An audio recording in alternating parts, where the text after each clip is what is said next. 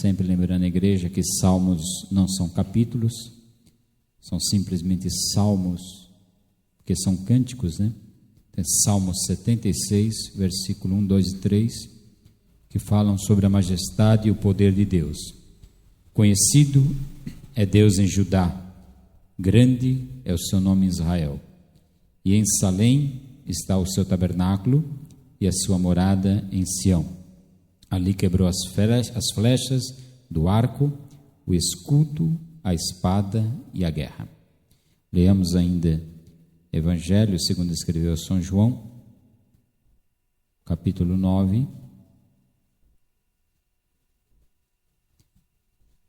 Poderíamos ler o capítulo todo, mas para remirmos um pouco o tempo, vamos ler a partir do versículo 13.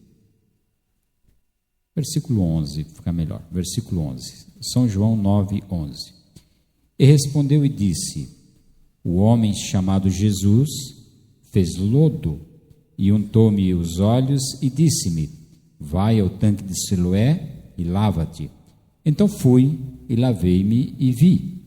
Disseram-lhe, pois, onde está ele? Respondeu, não sei.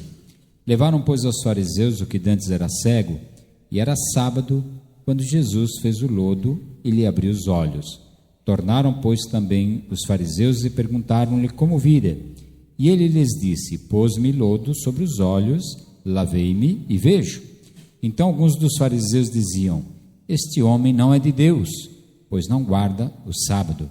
Diziam outros: como pode um homem pecador fazer tais sinais? E havia dissensão entre eles. Amém. Amados irmãos, sinto no meu coração de estarmos não pregando, mas conversando um pouco à luz da palavra de Deus. Nós já vimos nessa leitura do Salmo uma declaração através do cântico de que o povo conhecia o Senhor, conhecia as suas obras, conhecia o local onde Deus se manifestava no seu tabernáculo, onde estava o tabernáculo, onde Deus tinha quebrado o arco, despedaçado as armas do adversário. Então ali no Salmo está falando sobre conhecer a Deus. Nós estamos aqui porque conhecemos o Senhor. Muitos às vezes chegam aqui por ouvir falar que Deus está fazendo milagres, maravilhas, prodígios no meio do povo, e a pessoa às vezes vem na curiosidade de ver o que Deus está realizando. E chegando aqui, observa por alguns dias ou em um dia especial, recebe bênçãos, recebe vitória, recebe cura, vê maravilhas, e aí pode dizer como aqueles homens falaram no passado: antes eu acreditava ou conhecia por ouvir falar, hoje os meus olhos têm visto o poder de Deus. Se fôssemos passar esse microfone para cada um dos irmãos que aqui está, com certeza toda a Irmandade teria um ou mais de vários testemunhos para dar do que já receberam da divina mão do Mestre. Alguns falariam de orações respondidas, outros falariam de enfermidades que foram curadas, outros falariam de portas de emprego que Deus abriu de maneira miraculosa. Não estou falando de bater na porta de uma empresa e pedir emprego, que isso é o normal a ser feito. Mas aquela porta que Deus revelou, que Deus orientou, que Deus instruiu, que Deus realizou algo extraordinário. Eu, se fosse falar também, passaria a noite inteira, com certeza, falando de muitos milagres que Deus tem feito já na minha vida, na vida da minha parentela. Para fortalecer isso que estou dizendo, vou contar apenas um testemunho, que é o primeiro, talvez grande milagre que Deus fez na minha vida.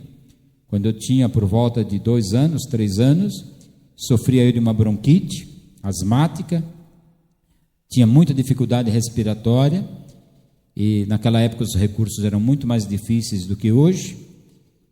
E certa ocasião meu pai foi chamado no emprego, que ele trabalhava na Alpargatas, ali na Almeida Lima, na Moca. Vem urgente para a sua casa, que as coisas aqui não estão bem. Quando ele, naquela época o transporte também era difícil, morávamos aqui em Patriarca. Quando ele chegou, a rua estava tomada, a frente da casa tomada de gente, até para ele entrar foi difícil, e ele contava que quando ele foi entrando, ele recebeu os pêsames. Por mais de uma pessoa, ele recebeu meus sentimentos, meus pêsames, porque o menino está praticamente morto. Dizia ele que eu já estava roxo, sem respiração, era a família católica com velas acesas, e ele olhou a situação e disse: não há mais nada a fazer. Pediu ele que deixassem ele a sós um instante comigo, me conduziu a um quarto, ele sempre contava e chorava até o momento da sua morte, que ele ergueu aquela pequena criança aos céus e disse: Jesus, eu entrego meu filho nas tuas mãos, tão somente deixa-me criá-lo para ti. Diz que naquele momento, eu ali pequenino, soltei um suspiro muito forte e imediatamente a vida se me voltou. Então, amados irmãos, todos nós estamos aqui não porque ouvimos falar, estamos aqui porque temos aprendido a conhecer de perto esse Jesus que faz milagres, que faz maravilhas, que cura, que liberta, que arranca o vício, que transforma a nossa vida, que nos batiza com o Espírito Santo, nos enche de graça, de virtude, de poder, de bondade, de misericórdia, e nos conduz em caminho triunfante, e ainda aponta para nós um reino divinal, celestial, onde haveremos de morar eternamente com o Senhor. Então, como Israel cantava nesta alegria de convicção, nós estamos aqui nesta noite, cantando não para nós mesmos ouvirmos, mas cantando para adorar este Deus que tem todo o poder nos céus e na terra. E quando nós olhamos esse texto de São João aqui mencionado, nós vemos algo muito importante para aqueles irmãos que estiveram aqui no domingo último, desfrutaram de uma palestra muito elucidativa a respeito de seitas, de heresias. E quando eu me preparava já para o culto desta noite, o Senhor falava forte ao meu coração sobre legalismo religioso. E chegando aqui o Senhor me confirma pela palavra a respeito de legalismo religioso. Aqui nós vemos que aqueles homens fariseus diziam: este homem não é de Deus, esse Jesus não é de Deus, porque ele está curando no sábado, ele curou esse cego no sábado, e diz a lei que no sábado ninguém pode fazer nada, ninguém pode transportar nada, ninguém pode andar muito distante, ninguém pode acender o fogo, ninguém pode realizar nenhuma obra servil. Então este Jesus fez lodo no sábado e colocou nos olhos desse cego e o curou. Ele não é de Deus. Olha, irmãos, vejam o que é o legalismo religioso.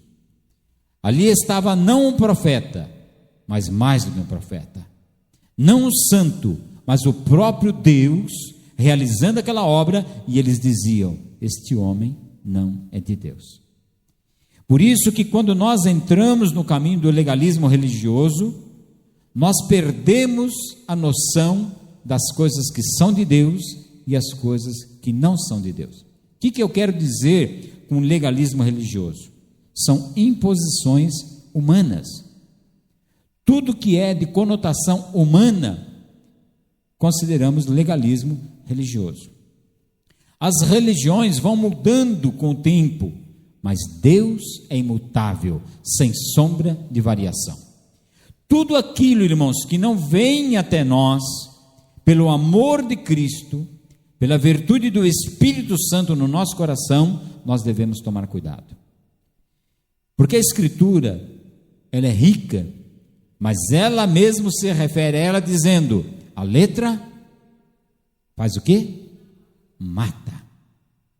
Pastor, mas a Bíblia pode matar? Pode. Está escrito na Bíblia que a letra mata, mas o Espírito vivifica a palavra de Deus. Tudo, irmãos, que é fora de medida, mata. Coma sal no café da manhã, no almoço, na janta, só sal, para ver se você não morre em pouco tempo. Toma água, além do que comporta o teu estômago para ver se você não se afoga. Tudo que fazemos além da medida nos é danoso. A Bíblia fala que devemos ser moderados. Tudo deve ter a medida adequada. O sal na porção certa, ele faz com que o alimento fique saboroso. Mas faltando, fica insonso. Por demais, fica salgado. A Bíblia, quando nós a tomamos segundo o nosso querer humano, ela pode ficar sem condições de observarmos a palavra do Senhor. Mas na medida do Espírito, ela dá graça a todos quantos nos ouvem.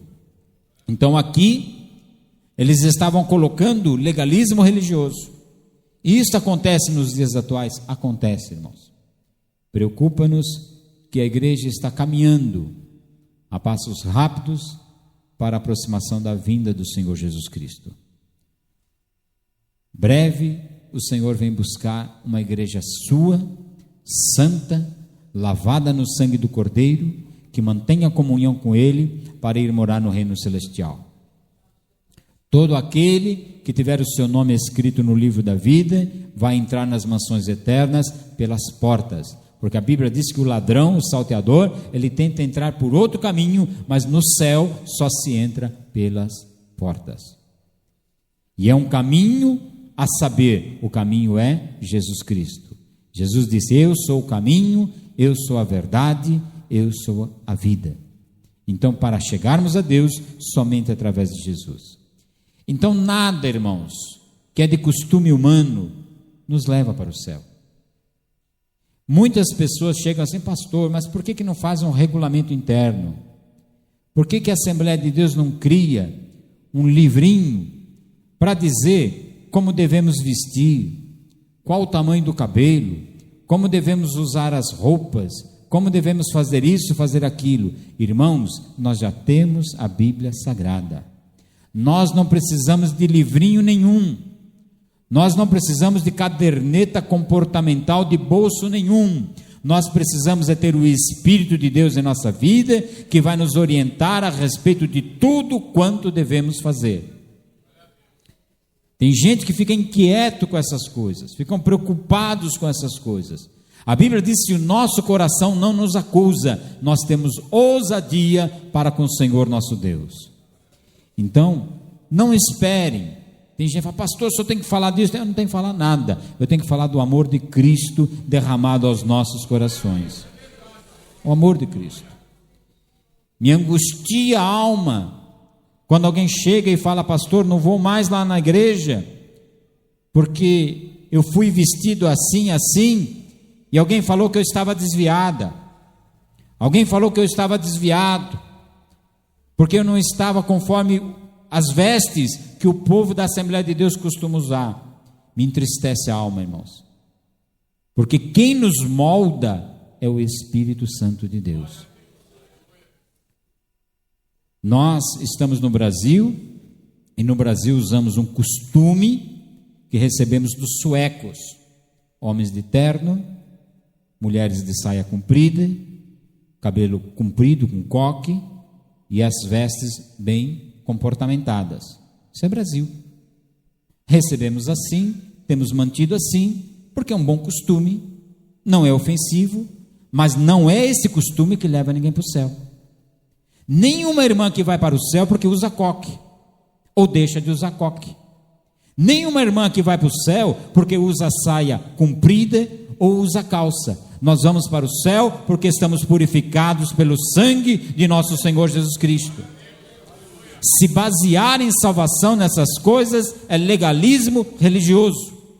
Nem o irmão vai para o céu porque usa terno, ou porque só tem que estar de paletó, ou porque tem que estar de gravata. Nós vamos para o céu porque Jesus Cristo perdoa os nossos pecados. Então ninguém pode ficar pondo essas coiseiras na cabeça, irmãos. Não podemos. De maneira alguma não podemos. Nós devemos amar os nossos irmãos. Agora, Deus tem as suas particularidades com cada um. Com cada um. Se Deus exigir de mim uma coisa, eu tenho que obedecer. Se Deus tem um particular com a irmã deve obedecer. Se Deus tem um particular com o irmão deve obedecer. Eu já citei algumas vezes aqui no passado, uma vez, logo que eu era novo na fé, eu ganhei um pijama de perna curta, ia até o joelho, né? Eu pus aquilo ali e falei, não sei não, se vai dar certo isso aqui, viu? Mas foi a conta, irmãos. No dia seguinte, cedinho, veio o irmão bater na porta da minha casa. Pastor, tive um sonho ruim com o senhor. Não era pastor, era diácono. Um sonho ruim comigo eu sonhei que o senhor estava usando roupa de jogar bola. Um calçãozão que vinha até o joelho, azul, e a camiseta azul. Eu falei, não, irmão, não estou jogando bola, não. É outra coisa, eu sei o que é. Cada um tem a sua intimidade com Deus, irmãos. Estou dizendo que todos os irmãos no verão devem usar pijama comprido? Não, não estou dizendo. Isso é um problema de cada um. Só que tem uma coisa, eu durmo no maior calor e não tenho problema, porque eu oro e digo, Senhor, manda a brisa suave do Teu Espírito Santo sobre a minha vida. Certa ocasião eu estava trabalhando com um companheiro ali em Franca, uma cidade quente, um calor absurdo, ele com o ventilador ligado, nu, não dormia, e eu tranquilamente dormia, porque a brisa do Senhor estava sobre mim. Então, amados irmãos, cada um tem o seu particular, cada um tem a sua intimidade. Agora, o que a Bíblia fala a respeito dessas coisas? Se o comer carne escandaliza o teu irmão, não coma carne. Se a atitude do marido escandaliza a esposa, o marido deve entrar em acordo com a esposa. Se a atitude da esposa escandaliza a fé do esposo, o marido deve entrar em acordo com a esposa. Como andarão dois juntos se não estiverem de acordo? Então o casal deve ter uma vida espiritual equilibrada, coerente, de acordo. Se para um ouvir certo tipo de música prejudica a sua fé, o outro deve respeitar. Se para um assistir certas programações televisivas prejudica a fé, o outro deve respeitar. Nós devemos respeitar uns aos outros, porque senão nós não vamos conseguir coabitar pacificamente. Agora, muitos querem impor a sua maneira de pensar, a sua maneira de agir, tanto no extremo da carnalidade, quanto no extremo da espiritualidade. A Bíblia diz que tudo que é demais não convém. A Bíblia diz a respeito da separação do casal, nas intimidades sexuais, no direito conjugal, que só devem fazer esta separação de comum acordo entre as duas partes, para se dedicar à oração e à busca ao Senhor. Muitas das vezes tem homens que querem santificar a sua vida e repudiam suas esposas. Tem mulheres que querem santificar a sua vida e repudiam os maridos. Isto não pode acontecer.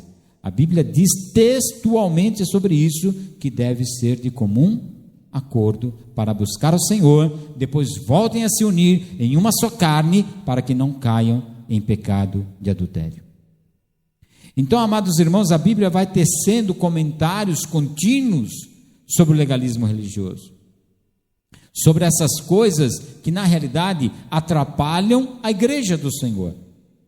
Nós vemos que a nossa, podemos assim dizer, igreja primeira, após a vinda de Jesus, os apóstolos, a igreja organizada, primeiramente ela começou ali nas sinagogas. Judeus convertidos, a igreja se reunia nas sinagogas, se reunia nas casas.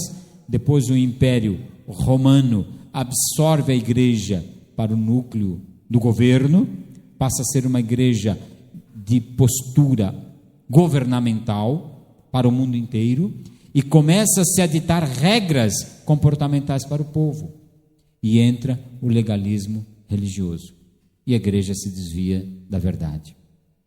Então, amados irmãos, nós não podemos impedir a ação, principalmente do Espírito Santo de Deus em nossas vidas. Me preocupa, sim, ver que os dons espirituais hoje estão sendo usados quase que na totalidade para proclamar bênção, bênção, bênção, bênção para o povo. Estamos vendo o povo abençoado materialmente, enriquecido materialmente e empobrecido espiritualmente. Às vezes nós conversamos com crentes tão abençoados materialmente, casas, carros, empregos.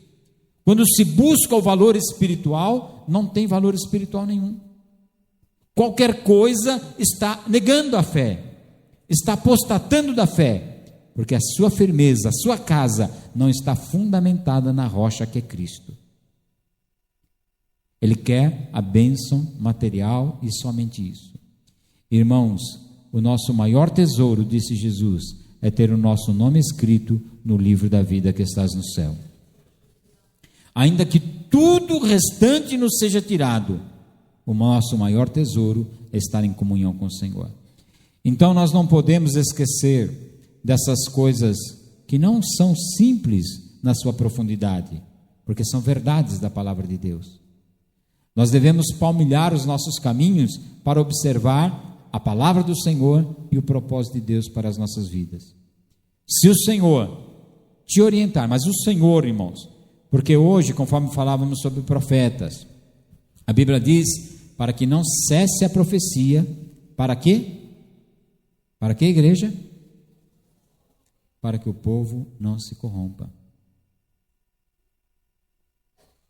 Para que o povo não se corrompa. Jeremias era um profeta de Deus, Amós era um profeta de Deus, que exortavam os reis, exortavam os governantes, e os governantes temiam aqueles profetas. Quando um rei ficou doente, mandou mensageiros consultar Baal-zebu, não foi? Baal-zebu, um deus em letra minúscula que não é Deus. Elias tomou conhecimento, interceptou aqueles mensageiros e disse: olha, volta lá e diz para aquele rei que aqui em Israel há profeta de Deus. E porque ele buscou orientação em Baal-zebu, ele vai morrer e não vai viver. Os homens voltaram apressadamente e o rei falou: por que voltaram tão depressa? Voltamos depressa porque encontramos um homem que se veste assim, assim, assim, e que falou que tu vai morrer, tu não vai viver. Ah, dessas vestes que você está dizendo aí é Elias. Esse aí, tudo que ele fala se cumpre. Então havia temor das autoridades para com os profetas de Deus. E hoje, irmãos, e hoje? Os irmãos viram o que aconteceu há poucos dias. A comitiva que estava sendo levada para Roma. Os irmãos viram quem foi convidado pela presidência que perdeu o avião. Né? Não precisamos entrar em nomes de religiões por aí. Os irmãos viram. Então a nossa governança, quase que na sua totalidade, não tem temor do Deus verdadeiro. E quem são os culpados, irmãos? Somos nós. Somos nós, porque muitas das vezes, nós damos mau testemunho. Que Deus nos guarde. Guarde a mim, orem por mim, irmãos. Orem por mim. Uma palavra dessas, os irmãos clamem pelo sangue de Jesus em meu favor, viu, irmãos? Porque o inferno ficou irado agora.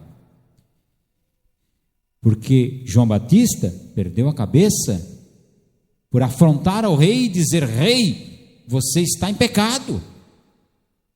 Você está ligado ilegitimamente com a mulher do teu irmão.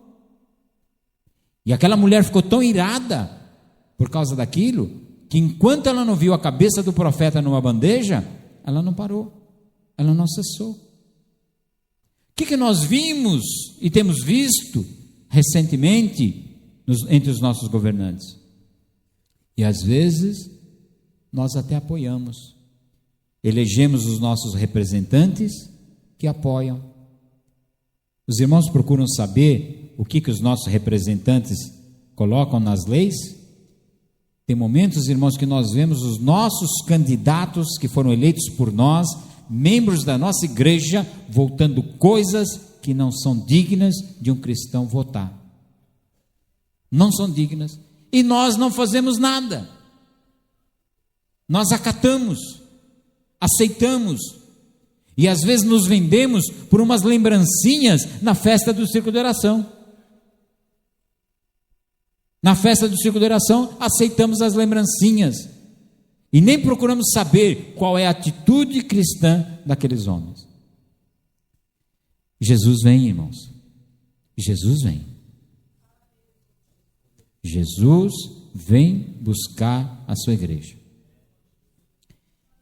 Então, nós somos santos pelo sangue de Jesus que nos santifica, mas também somos santos em processos contínuos de santificação. Preciso ser mais santificado? Sim, preciso.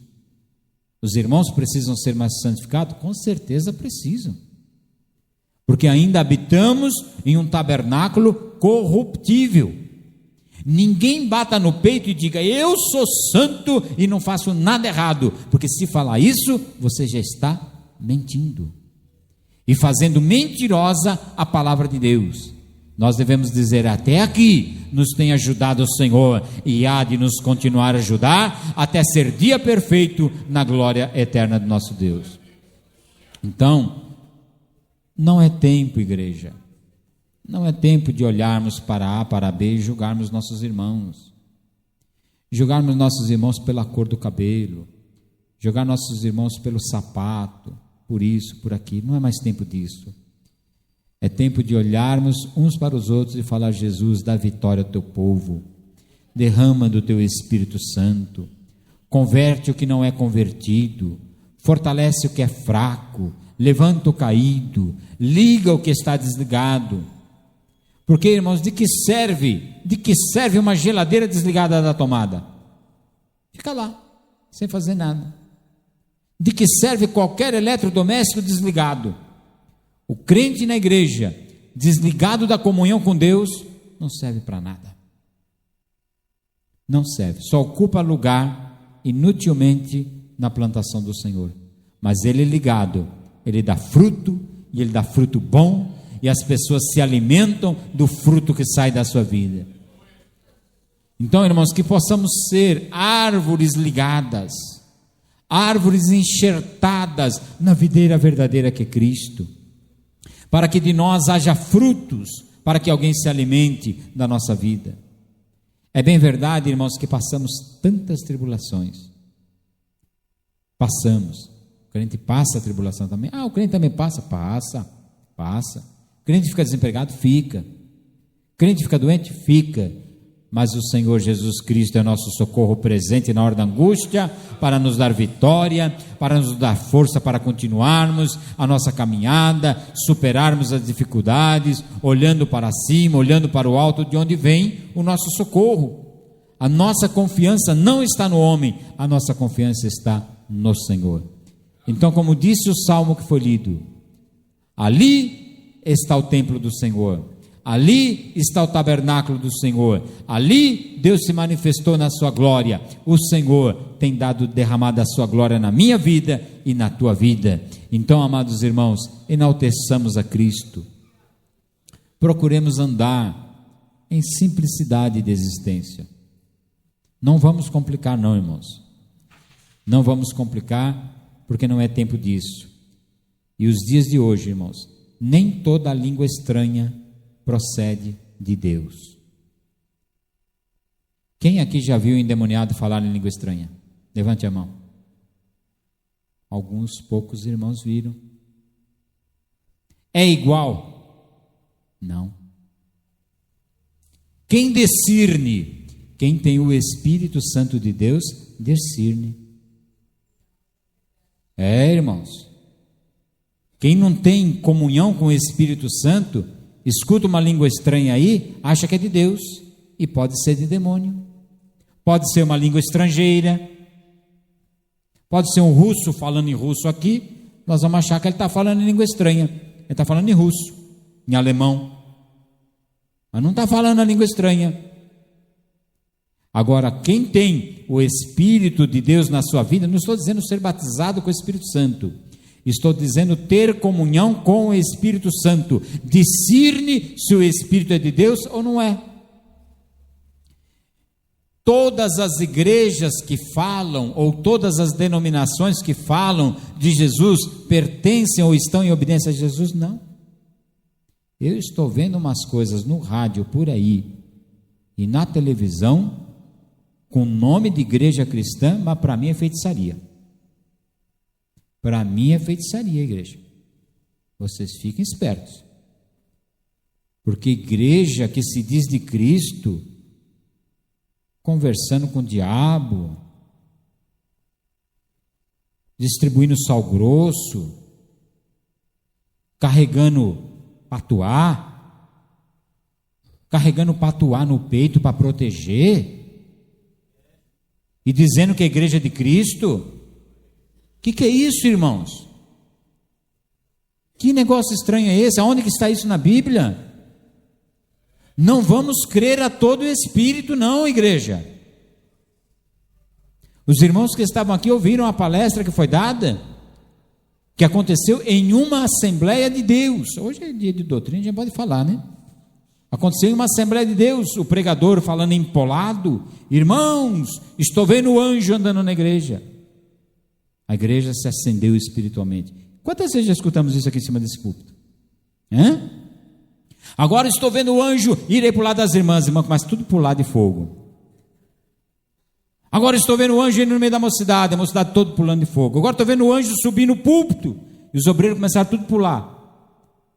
Aí o pregador disse assim: e o Espírito de Deus me revela que este anjo é do inferno. E aí? A Bíblia diz, está escrito na Bíblia, que ele se transfigura, o inimigo, aparentemente em anjo de luz, buscando enganar a muitos. Mas se ele aparecer como anjo de luz e vos falar um outro evangelho que não este que tens recebido, sejam anátema. Não creiam. Não creiam. Se um anjo aparecer para você, meu irmão, lá na madrugada, no seu quarto, e falar alguma coisa que não está na tua Bíblia, expulsa, que é capeta. Expulsa. Um dos meus primeiros professores de escola dominical, um homem de um conhecimento muito profundo na Escritura, ele entrou por um caminho de exaltação, achando que ele era muito santo, e em uma madrugada que ele estava estudando a Bíblia, apareceu um anjo desse lá para ele. Os irmãos clamem o sangue de Jesus pela minha vida, viu, irmãos? Nós estamos hoje, pela misericórdia de Deus, atingindo áreas aí sérias. E ele estava estudando a Bíblia, e apareceu aquele anjo, bateu as asas no rosto dele, e disse: vou te revelar um mistério, a saber, o teu novo nome no céu. E falou. E ele veio contar para mim feliz. Quando ele me contou, eu na hora disse: você não repreendeu, porque este não é da parte de Deus, você está louco? Eu falei: não estou louco. Na minha Bíblia está escrito de um novo nome, que me será dado, e será dado a você, meu irmão, quando você for arrebatado, tiver o teu corpo transformado em um corpo glorioso, você vai chegar na entrada do céu, o anjo do Senhor vai apanhar uma pedrinha branca, vai te entregar com o seu novo nome. Lá, na porta do céu, você vai saber o seu novo nome. Aqui não. Ele creu, engodou, apostatou da fé, e hoje tem sido um homem criador de problemas em todos os lugares que vai por aí. Aqui no parque, ele chegou aqui também. Aonde ele chega, divide a igreja.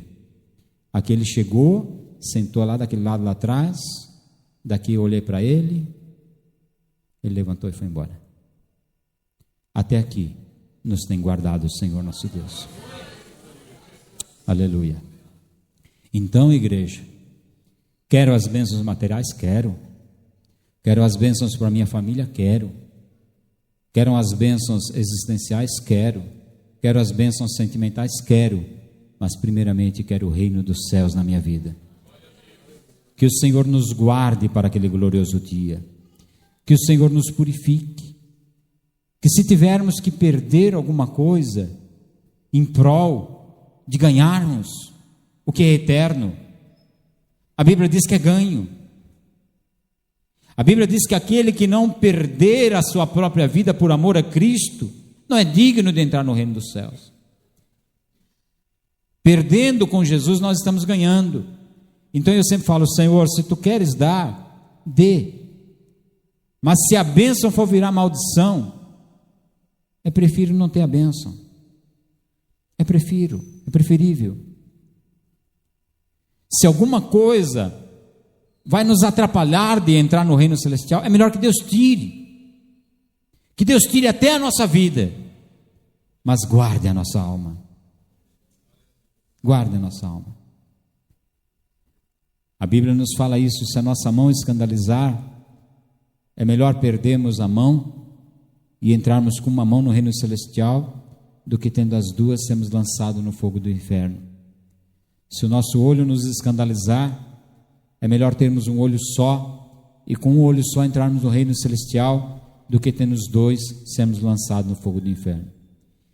Então, amados irmãos, que tudo que Deus quiser dar para nós, de bom grado, com gratidão, com adoração, vamos receber. Mas se também alguma coisa nos for tirada, que seja da parte do Senhor. Que possamos aceitar, como servos, que o Senhor dá e o Senhor tira. Jó é um exemplo tão grande para isso. Perdendo tudo, ele disse: o Senhor deu e o Senhor tirou. Mas aprove a Deus dar de novo, em porção dobrada. Então Deus conhece o meu e Deus conhece o teu coração. Se Deus está te dando, sede agradecido. Honra ao Senhor nessa parte. Se Deus está tirando, glorifica a Deus também. E aceita com humildade, com abnegação, dizendo: o Senhor deu, o Senhor tirou, mas Ele é Deus e Ele é Senhor na minha vida. Amém? Que Deus abençoe a igreja em Cristo Jesus.